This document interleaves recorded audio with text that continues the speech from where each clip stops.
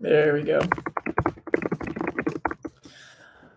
All right, guys, had some technical difficulties, but we're good to go now. Okay, so we're going to be in John chapter 7, verse 53, and we'll be going through chapter 8, verse 11. So we'll actually have a pretty quick morning here this morning as we walk through what's actually probably a pretty familiar passage in the book of John, for those of you that, if you've ever spent any time there or grown up at church at all, you'll see coming in and out, hanging out with us today. Yeah? You want to see some people? But in the midst of that, hope you guys enjoyed Speak Night last night. We had some awesome stories from Libby and Elijah, and also from Mackenzie. And so we really enjoyed just to spend some time with them, to hear their stories. Hopefully they were beneficial to you as well. And John chapter 7, in this moment at the end of verse 53 and through verse 11, you kind of come across this moment where you may see in your Bible where it says in brackets the earliest messages of these, the earliest copies of these do not include this section. And so this is a weird part in the book of John where we have this passage that is not included in early letters. And so to give you a little bit of Bible history of just how the Bible was formed, this whole book wasn't just like gifted to a group of people one day. This is a compilation of the history of the nation of Israel, songs and poems written by people throughout that. In the New Testament, you have all these letters that were written to churches. You have these Gospels, Matthew, Mark, Luke, and John, that were written about the story of Jesus. Acts, which gives us a whole lot of church history in the movement of the early church in the first century. And a group of people came around it, and they put all these books together. And that's what gave us the Bible that we have today. And they're made from different original transcripts. And in the midst of that, you see that, I know, you can't touch it, baby. In the midst of that, you see this just movement of often things or letters that sometimes have stuff that you're like, where'd that come from? You're dealing with old parchments and transcripts and things like that.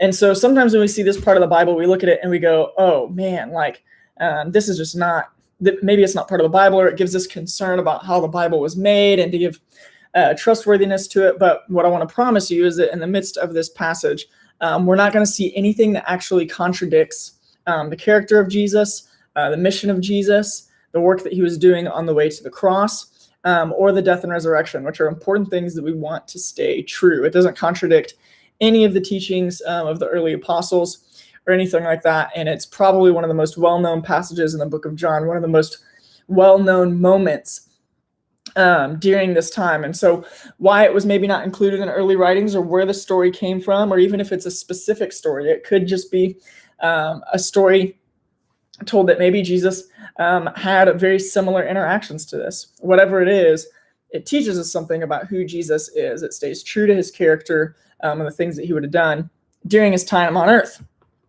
And so in this passage, in 753, it says, then each one went to his house, but Jesus went to the Mount of Olives.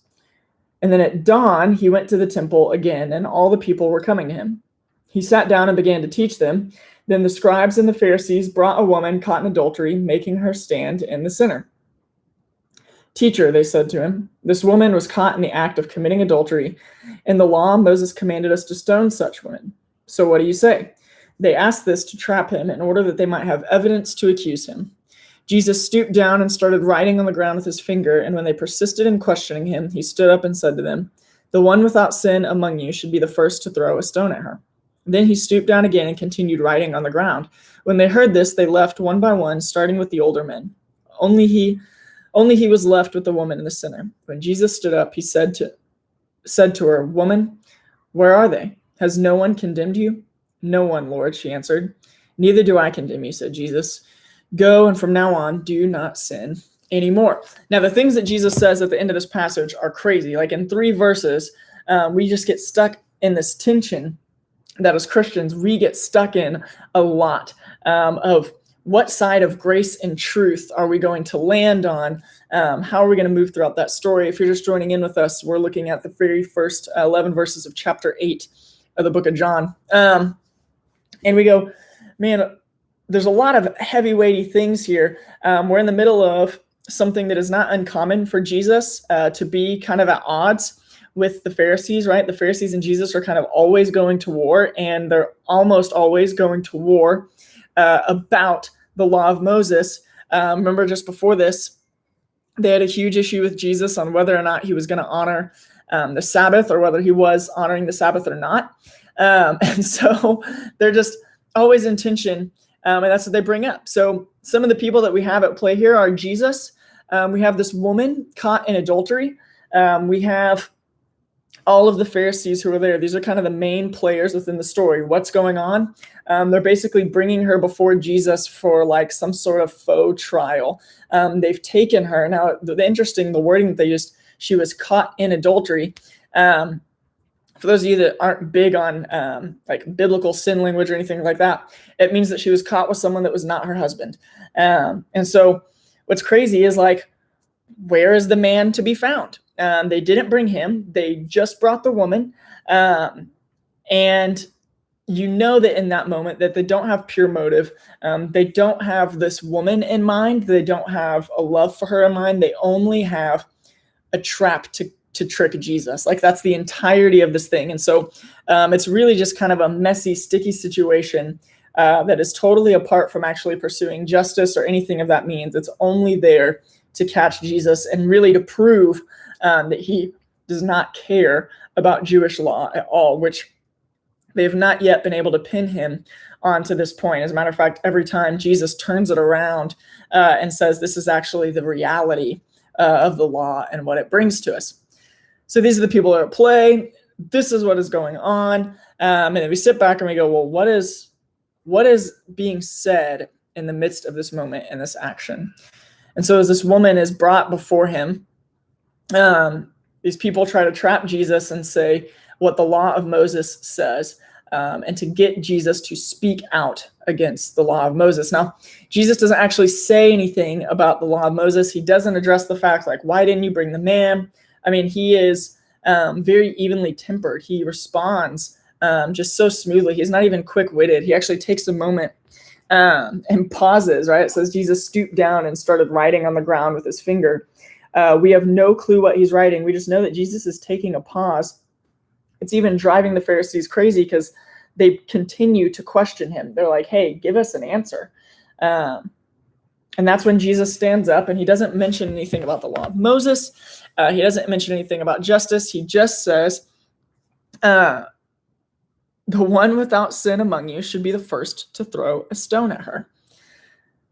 And they can't do it. And actually what's crazy is they left one by one, starting with the older men. So the oldest of the Pharisees, that probably who would be hopefully the most wise and things like that, they're the first ones to leave because they have a longer life to look back on of their own sin and their own mess ups and their own hang ups and their own moments that they'd broken the law, probably even as Pharisees. And so they're maybe even a little bit more softer, a little bit more humble than some of the prideful arrogance that comes with being young and being young and in a position of power. And so they leave one by one, and it's left with nothing but the woman and Jesus. Now Jesus is left there because Jesus actually is the one who can condemn her. He can throw the stone. So the first thing that Jesus proves, even just by being there in the statement that he's made, is I could condemn you, like I'm in a position to hold judgment over you. And yet he looks at her and he goes, woman, where are they? Has no one condemned you? She says, no one, Lord. He says, well, neither do I condemn you. And so we get this moment where Jesus has all the right in the world, has all the power in the world, all the authority in the world. That's what he's been communicating for all these 7 chapters, is his authority, that he is God. And yet he doesn't. And if you remember from some of the back messages, we talk about it every week, all these moments that are recorded are kind of these moments that heaven and earth collide. And what does it look like to live on earth as it is in heaven?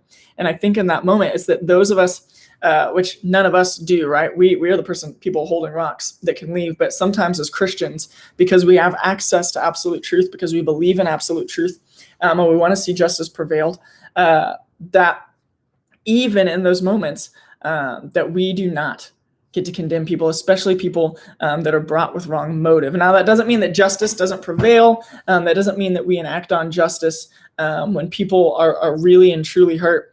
In the midst of this, I think what's interesting is that she is probably more hurt than anyone else that is there, because this isn't actually justice on behalf of a defense of marriage or anything like that, because if so, the man would be there. It's really just there to shame a woman. And Jesus is not going to get on board with that. But he does move forward and he says, neither do I condemn you. Go, and from now on, do not sin anymore. And so Jesus makes this statement of, hey, I'm not going to condemn you. I'm not going to bring judgment on you. But by the way, stop living the way that you were living. And so we have in just a couple verses really this tension and dichotomy of following Jesus, that when you and I give our lives to Jesus and sin is forgiven and we are no longer condemned for that, we can plead innocent in the courtroom before God, not because of anything that you and I have done, but because of who Jesus is. Like we're still guilty. Our innocence is just deemed that way by Jesus, that there's still a command from Jesus to then go and sin no more.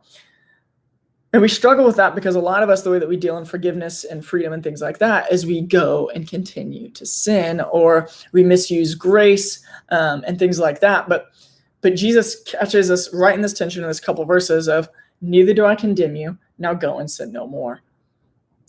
And so the one who could condemn us actually in loving and grace does not, but then invites us to no longer sin. And I think that's important. I think it's important we view that way, that we say, hey, the invitation from Jesus it's an invitation to no longer sin. It's not a stealing of fun. It's not a restriction of rules. It's an invitation to no longer sin. That if sin really does kill us, if it leaves us in this dead spiritual state, if it kind of takes over our life and ruins our life, if it really does enslave us, then the call from Jesus is an invitation to no longer sin. And so he's extending that invite to this woman, that because I, who could condemn you, which is really what he's communicating when he says, has no one condemned you? Well, neither do I.